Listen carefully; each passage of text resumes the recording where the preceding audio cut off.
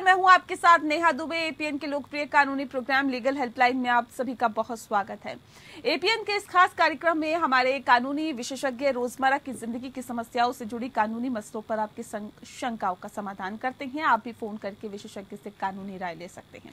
आज हम बात करेंगे बिजनेस कॉन्ट्रैक्ट या व्यवसायिक अनुबंध के बारे में। बिजनेस कॉन्ट्रैक्ट या व्यावसायिक अनुबंध को कानूनी अनुबंध के रूप में भी जाना जाता है।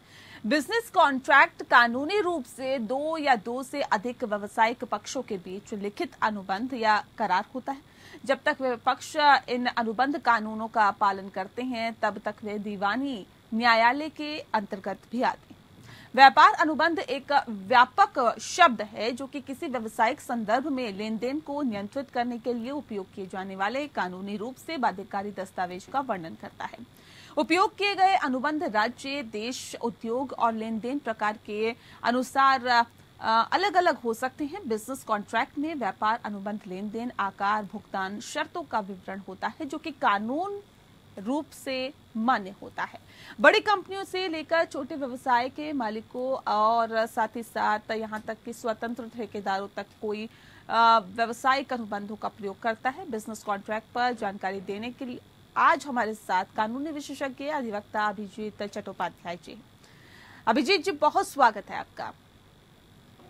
जी अभिजीत जी, आपको बिजनेस कॉन्ट्रैक्ट से जुड़े हुए तमाम कानूनी पहलुओं के बारे में जानकारी देंगे। अगर आपका भी बिजनेस कॉन्ट्रैक्ट से जुड़ा हुआ कोई भी सवाल है तो आप फोन कर सकते हैं। हमारी फोन लाइंस खुल चुकी है। एक बार फिर से आपको इस विषय के बारे में बता देते हैं। आज का हमारा विषय है बिजनेस कॉन्ट्रैक्ट से जुड़ी हुई कानूनी जानकारी। अगर आप लेना चाहते हैं तो स्क्रीन पर दिए हुए नंबर्स पर कॉल करिए। 0120612793 पर कॉल करिए। दूसरा नंबर हमारा है 0120612793 पर भी कॉल करके आप कानूनी राय ले सकते हैं। अभिजीत जी लगातार हमारे साथ जुड़े हुए हैं। सीधा सा सवाल सबसे पहले मैं अभिजीत जी आपसे कर लेती हूँ। कॉन्ट्रैक्ट की कानूनी परिभाषा क्या होती है, इसे विस्तार से बताएं। हमारा जो बिजनेस तहत जो हम लोग कॉन्ट्रैक्ट बनाते हैं, ये हमारा एक कानून है, इंडियन कॉन्ट्रैक्ट एक्ट 1872। ये ब्रिटिश पीरियड की है, एक्ट पुराना है और बाद में बहुत अमेंडमेंट भी आया। तो ये इंडियन कॉन्ट्रैक्ट एक्ट के तहत हमें जो भी कुछ कॉन्ट्रैक्ट होता है इसी के तहत, इसी कानून के तहत ही होता है। अगर बोले तो हमारा कोई बिजनेस कॉन्ट्रैक्ट के बारे में आप बोल रहे हैं तो यूजुअली वी हैव हर्ड, हम लोग सुने होंगे कि एक MOU साइन करने के लिए बात करते हैं, MOU। ज्यादातर आज के डेट में कंपनीज एक्ट की एक अमेंडमेंट भी आया था जो हमारा है LLP करके नया आया। तो LLP क्या होता है कि लिमिटेड लायबिलिटी पार्टनरशिप, उसी में भी जो पार्टनरशिप होता है वो कॉन्ट्रैक्ट एक्ट के तहत ही होता है। तो मान लो कोई भी हम काम करते हैं, एक दूसरे के साथ कोई भी एग्रीमेंट होता है तो वो एग्रीमेंट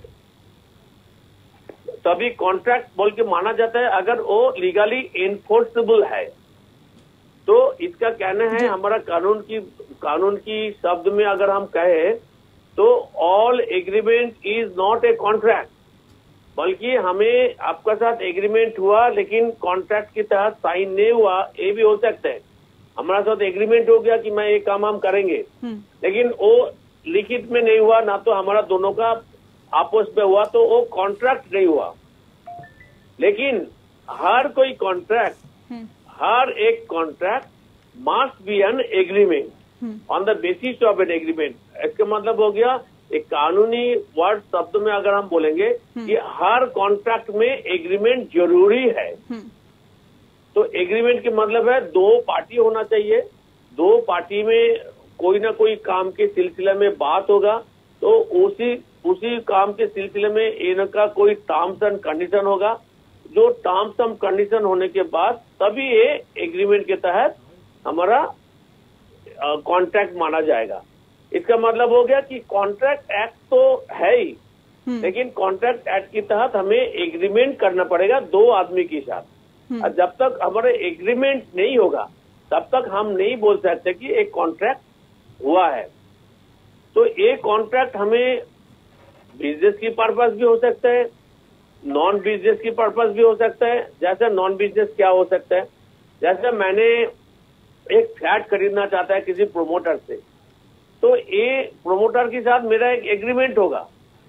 जब वो एग्रीमेंट हमारा और प्रोमोटर के साथ हम लोग जाके रजिस्ट्री कराएंगे, चाहे बिना रजिस्ट्री भी हम लोग कॉन्ट्रैक्ट बना सकते हैं। जब भी हम उसको एडवांस पैसा दे दिया और तुरंत ही वो एग्रीमेंट हमारा कॉन्ट्रैक्ट बन गया, तो इसका मतलब हो गया ये कॉमर्शियल भी हो सकता है, नॉन कॉमर्शियल भी हो सकते हैं। अरे ये नॉन कॉमर्शियल क्यों हम बोल रहे हैं?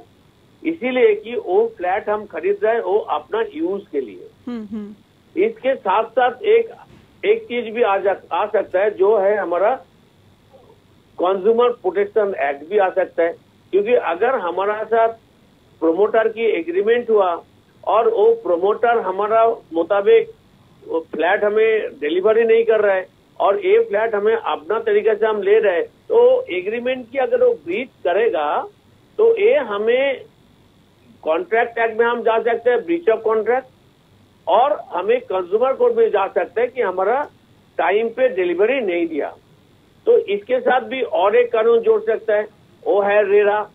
अगर कोई भी प्रोमोटर, हम लोग पहले भी रेरा के ऊपर हम लोग चर्चा किए थे आपका एपीएन में ही, जी। तो वो उसी में भी हम लोग बोले थे अगर रेरा में कोई एग्रीमेंट फ्लाउट करता है, एग्रीमेंट के तहत जो टर्म्स एंड कंडीशन हम लोग बनाए, तो अगर वो फ्लाउट करता है, वो नहीं बनाता है, तो उसके तहत हमें ब्रीच ऑफ कॉन्ट्रैक्ट की भी हम कर सकते हैं। तो इसका मतलब हो गया एक कॉन्ट्रैक्ट एक्ट अकेला कहीं काम नहीं करता है। कॉन्ट्रैक्ट एक्ट काम करता है तभी इनके साथ कंज्यूमर प्रोटेक्शन भी आ सकता है, रेरा भी आ सकता है, आईपीसी भी आ सकता है, और ब्रीच ऑफ कॉन्ट्रैक्ट होने से तो इंडियन पेनल कोड की कई सारी धारा भी आ सकता है।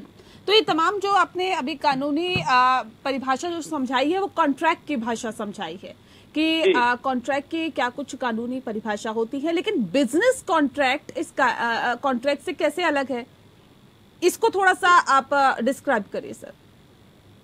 अच्छा, ये आपने जो जैसे बिजनेस कॉन्ट्रैक्ट के बारे में आप बोल रहे हैं, तो ये बिजनेस कॉन्ट्रैक्ट जैसा हमारा नॉर्मल कॉन्ट्रैक्ट होता है ऐसे बिजनेस कॉन्ट्रैक्ट ही होता है।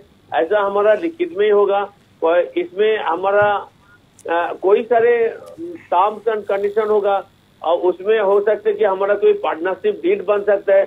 हम किसी के साथ जॉइंटली कोई काम कर रहे हैं, जैसा दिल्ली में मेट्रो की काम हो रहा है। मान लीजिए कि मैं इनके साथ कोई एक काम से जुड़े हुए, कैसे काम कि मान लीजिए कोई हमें 3-4 किलोमीटर हमें रोड बनाना है मेट्रो की, तो उसके साथ मेरा ठीक है, मैं आपसे बिजनेस कॉन्ट्रैक्ट के बारे में भी जानूंगी अभिजीत जी, लेकिन इस बीच हमारे साथ एक दर्शक फोन लाइन पे जुड़ गए हैं, उनसे बातचीत कर लेते हैं। सीता यादव इस वक्त हमारे साथ है झांसी से। सीता जी, बहुत स्वागत है आपका, अपना सवाल पूछिए। जी नमस्कार वकील साहब। जी अभी हमने 2019 में एक हस्बैंड उसमें आर्मी में थे, तो रिटायर होकर आए थे वो, तो झांसी में हम लोग शिफ्ट हो गए। तो उधर एक हमें मिला आदमी, तो बोला कि हम रेत का ठेका लेते हैं, सरकारी खदान का हमने ठेका ले रखा है, तो आप इसमें जुड़ जाओ। तो हस्बैंड ने कहा ठीक है, सारी बात बोला, हम सुप्रीम कोर्ट के वकील हैं, तो हमने एग्रीमेंट करा लिया था। तो उसमें 5 लाख का, तो उसमें आधार कार्ड उसका भी लगा था, हमारा भी लगा था। अब उसने इधर से कहीं दूसरी जगह शिफ्ट हो गया, ना तो फोन उठाता और ना मैसेज का जवाब देता। तो ये मतलब कैसे कैसे निकलेगा उससे हमारा ये आधार कार्ड का तो एड्रेस गलत है। ठीक है, ये जो आपने एग्रीमेंट करा था, तो वो एग्रीमेंट के तहत आपके पास क्या क्या डॉक्यूमेंट था? उसका आधार कार्ड लगा था बस, और फोटो लगी थी उसकी। अच्छा, तो ये एग्रीमेंट तो रजिस्टर्ड तो नहीं होगा? क्या डॉक्टर? ये एग्रीमेंट आपका रजिस्टर्ड एग्रीमेंट तो नहीं है ना? नहीं, रजिस्टर है उधर, उसमें वकील से करवाया था। आपने नोटारी से करवाया होगा? हाँ। तो ये मान लो नोटारी एग्रीमेंट भी हम लोग मानते हैं, कोर्ट में मानता है, तो आप कोर्ट में आपको सूट फाइल करना पड़ेगा एग्रीमेंट के साथ। आपको जो फ्रॉड इन्होंने प्रैक्टिस किया, तो आपको एग्रीमेंट उसकी दिखा के पुलिस कंप्लेंट कीजिए, क्रिमिनल कोर्ट में भी आप जा सकते हैं। अगर आपको मानना है उसमें आपका कोई आर्बिट्रेशन क्लॉज भी होगा, तो एग्रीमेंट में तो आप आर्बिट्रेशन में भी जा सकते हैं, और उसमें आपका एक्सपर्टी ऑर्डर हो जाएगा।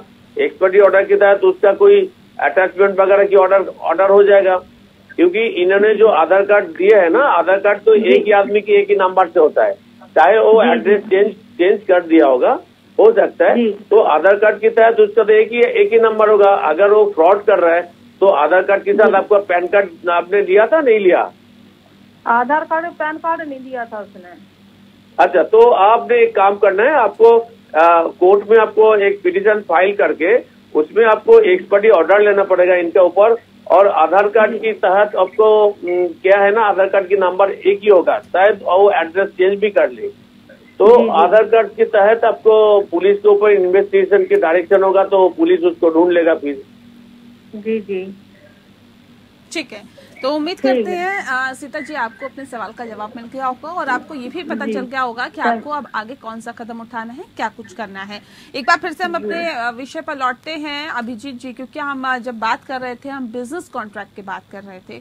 ये बिजनेस कॉन्ट्रैक्ट क्या हो रहा है, इस बारे में आप बताइए, डिस्क्राइब करिए। जैसा हमारा मैडम ने आज भी बोल रहा था कि इन्होंने खदान की वो काम करने के लिए इनके साथ इन्होंने पैसा जमा किया था, तो ये एक बिजनेस कॉन्ट्रैक्ट ही हो गया। जैसे कि ये इनके साथ, लेकिन बिजनेस कॉन्ट्रैक्ट की एक चीज जो जरूर होना था, जो पार्टनरशिप एक्ट होना था, लेकिन इन्होंने कोई पार्टनरशिप डीड होना था।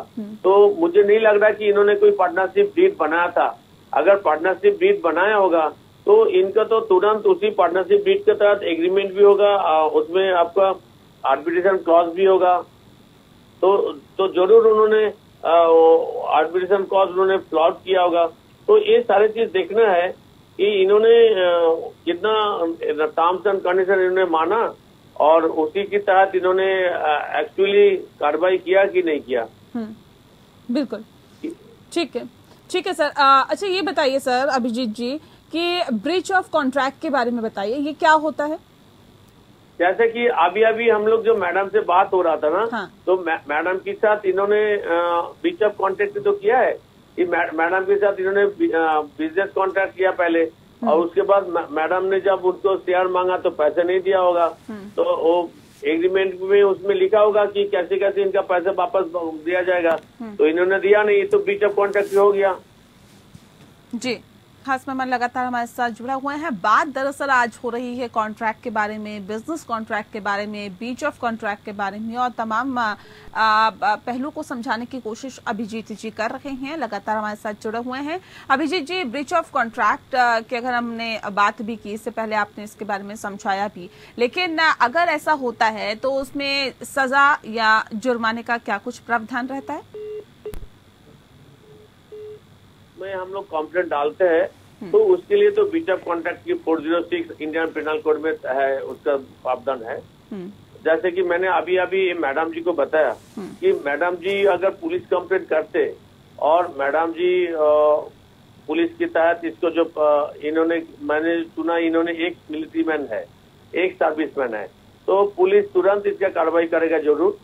तो ये ब्रीच ऑफ कॉन्ट्रैक्ट अगर कोई करते हैं, जैसे कि हमारा साथ उनका एक बिजनेस कॉन्ट्रैक्ट हुआ और उसके बाद उन्होंने ब्रीच ऑफ कॉन्ट्रैक्ट किया, कोई टर्म्स एंड कंडीशन उन्होंने फ्लाउट किया, तो इसके तहत 406 इंडियन पिनल कोड की उसका साझा प्रावधान है। तो ये कोई कंप्लेंट करेगा तो पुलिस इसका चार्जशीट करेगा, कोर्ट इसको साझा देगा जरूर। ठीक है। ऐसा कॉन्ट्रैक्ट बनाते वक्त किन किन बातों का ध्यान रखा जाना चाहिए? दोनों पक्षों की जिम्मेदारियों को कैसे परिभाषित कर पाएंगे आप? देखिए, ये दो पार्टियों में जो चीज हमें जरूरी रखना है वो हमें याद रखना है कि ताकि आगे कोई एग्रीमेंट के तहत कोई ब्रीच ना हो, तो अगर ब्रीच हो तो वो एग्रीमेंट को हम लोग कैसे टर्मिनेट कर सकते हैं।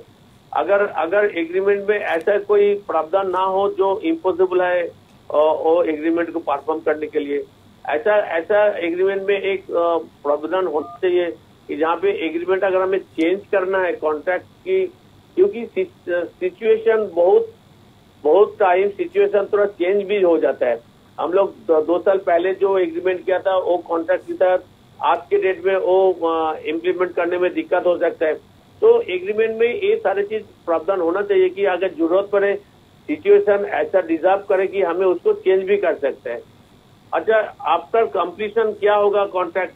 जैसा हमारा जानकार है, दिल्ली में बहुत आदमी है, बंगाल में भी है, बहुत जगह में है इंडिया में, जो लोग प्रोमोटर के साथ कॉन्ट्रैक्ट करते हैं प्रोमोटिंग की, डेवलपमेंट की, तो उसमें वो लोग रजिस्टर्ड नहीं करते हैं, बल्कि वो लोग क्या करते हैं कि पैसा इकट्ठा प्रोमोटर को देते हैं और प्रोमोटर के साथ ये फायदा उठाते हैं, जो प्रोमोटर एक साथ उसको पैसा वापस कर देते हैं।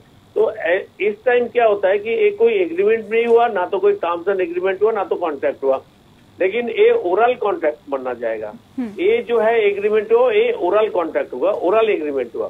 तो ये नहीं कि हमारा हर टाइम हमें लिखित में ही एग्रीमेंट करना पड़ेगा, हमें ओरल कॉन्ट्रैक्ट भी हो सकता है, ओरल एग्रीमेंट भी हो सकता है। कानून में ये प्रावधान है कि ओरल एग्रीमेंट भी कानून में माना जाएगा कि हाँ देयर इज एन एग्रीमेंट।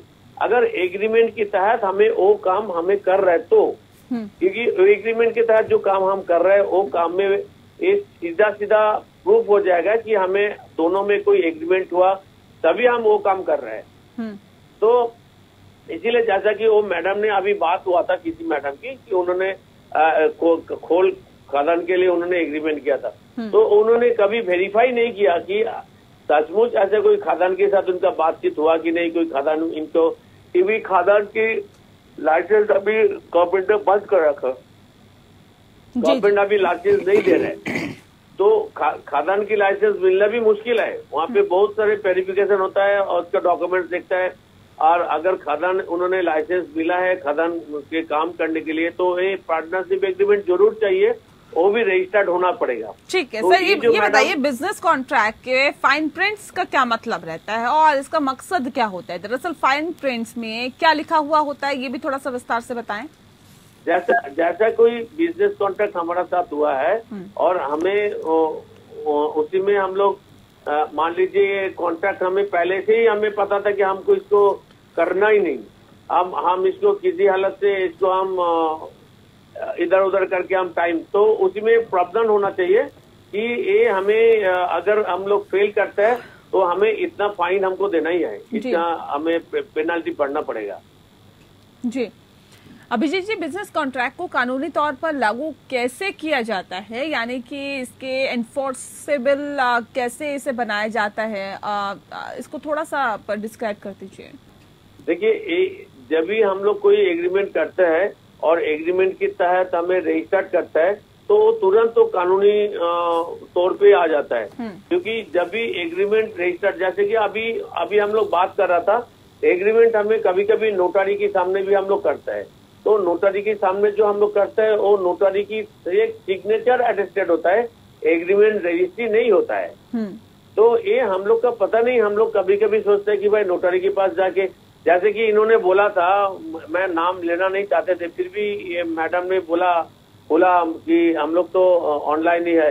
इन्होंने बोला जो एग्रीमेंट जिन्होंने किया था वो सुप्रीम कोर्ट की वकील आपने खुद को बताया। अगर ऐसा कोई सुप्रीम कोर्ट की वकील ऐसा काम कभी नहीं कर सकता है, तो ये मैडम को भी वेरीफाई करना चाहिए था कि ये सचमुच कोई सुप्रीम कोर्ट की वकील है जो खादान की काम कर रहा है। अगर वकील होगा तो खादान की काम कैसे करेगा? तो ये बिजनेस कॉन्ट्रैक्ट करने से पहले हमें बहुत सारे चीज देखना पड़ेगा कि जिसके साथ हम एग्रीमेंट कर रहे हैं वो एग्रीमेंट करने का हक है कि नहीं, उसका एग्रीमेंट करने का उम्र है कि नहीं। अगर मान लीजिए मैं किसी के साथ एग्रीमेंट कर रहा बिजनेस कॉन्ट्रैक्ट, उनका उम्र हो गया 72 और वो अल्जाइमर की पेशेंट है, तो हमें वेरीफाई तो करना पड़ेगा जी कि अगर वो एग्रीमेंट की he is not competent to sign an agreement because he is a patient of Alzheimer। Alzheimer की मतलब यह है कि ये भूल जाता है जी। तो ऐसा चीज हमें पहले देखना चाहिए कि जिसके साथ हम एग्रीमेंट कर रहे हैं whether he is competent to sign an agreement, ये हमें पहले देखना है। इसका उम्र देखना है, हमें किस सब्जेक्ट के ऊपर हम बिजनेस कॉन्ट्रैक्ट कर रहे हैं वो भी देखना है। जी। तो ये सारे चीज हमें एग्रीमेंट बिल्कुल तमाम पहलुओं को समझना होगा, जानना होगा, उसके बाद ही बिजनेस कॉन्ट्रैक्ट बनवा सकते हैं। या तमाम कॉन्ट्रैक्ट्स की बात कीजिए और बहुत बेहतर तरीके से अभिजीत जी आपने समझाने की कोशिश की है कि कॉन्ट्रैक्ट बनवाते समय किन किन बातों का ध्यान रखना जरूरी है, फाइन प्रिंट्स क्या होता है, ये भी आपने बहुत बेहतर तरीके से समझाया। बहुत शुक्रिया सर आपका हमारे साथ इस खास कार्यक्रम के माध्यम से जुड़ने के लिए और तफसील से जानकारी देने के लिए। इसी के साथ लीगल हेल्पलाइन में इतना ही, मुझे दीजिए इजाजत, नमस्कार।